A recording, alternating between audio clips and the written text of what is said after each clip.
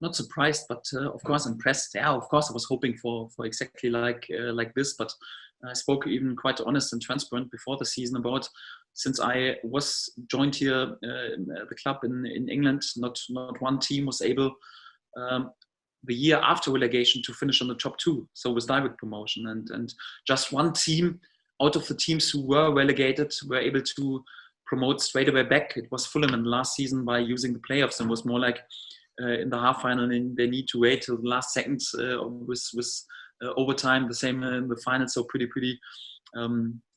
tight that they were able to return back. Some of the clubs who were relegated, like Sunderland, like Hull, they're not even allowed to play on championship level. And we were relegated also not like as a club who has spent many years on Premier League level. Yeah, we went into the Premier League season with a bunch of young lads, and you can't label it really like a experienced Premier League side, like for example Watford, who went down, or Bournemouth, who have spent several years on this level, and they are still playing even during this season more or less in each and every starting lineup with more than 1,000 Premier League experience. We don't have this. We're still playing with a relatively young side. We have lost also important players in the summer with Jamal Lewis, Ben Godfrey.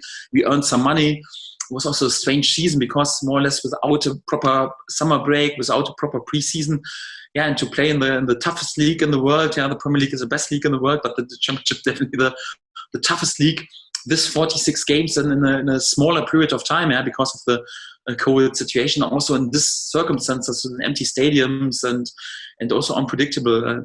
It was an unbelievably difficult season. Then to play, at least so far, the best season in the history of the club is, of course, impressive, and something we really value this, and we are happy with this, and we are impressed. I wouldn't label it a big surprise, but it's definitely impressive, and we are all delighted and happy with this. Yes. Yeah, first of all, we have to be a bit careful. I'm always careful in praising young lads too much. A quality player is not there just after one or two good appearances. You have to show this with consistency. And Andrew is not on the status that you can label him a proper proven championship player or proper proven Premier League player. He's just there with two appearances in the starting lineup. I have to say, so far so good. It was a pretty impressive start, and he was really all right. I was pretty pleased with him, and especially keeping in mind he's 18 years old anyhow, and to deliver in such a crunch time period in so many in such important games anyhow, like at Preston or against Huddersfield, is pretty impressive and remarkable, and he has all the skills that you need. I'm pretty happy with his personality. He stays with both feet on the ground. He stays pretty humble, but he has to keep going exactly in this way. And then his future will be bright. Yeah, it's a bit too soon and too early to judge how far he can come, if he's one day really a proven championship player or proven Premier League player and plays a major part. He has all the skills and all the potential, and we will work day in, day out with him in order to get the best out of him. But I also would recommend to be a bit careful in terms of praising these young lads too much. Let's see how it develops over the next weeks. I don't think it's a coach's game or manager's game. I'm 100% convinced that football is a player's game. It was a player's game. It should be a player's game. I'm there in order to help them a little bit, and they deserve to be in the spotlight. They should be in the spotlight, and really I can even live without the spotlight. I don't mind if someone wants to give me some compliments or some praise. It's also right. I'm not scared of it. All okay, but I'm not dancing on the table and enjoying just myself. And if I have to give some credit, not to the players, then it's definitely to our club, to our key people, to our owners, because I don't think you can ask for better owners anyhow, because they lead the club with such a humility and staying humble and such a love for the club, and they care more for the people, for the whole community. It's fantastic. And also our sporting director, so it's more like you can't ask for a better job than what Stuart Webber has done, because it's always like when the wind is a bit in your face and difficult times, then he's there, then he's like a shield, and he's there for the club, and he helps in each and every moment. And when there's success, he always hides, and he doesn't have to be there, and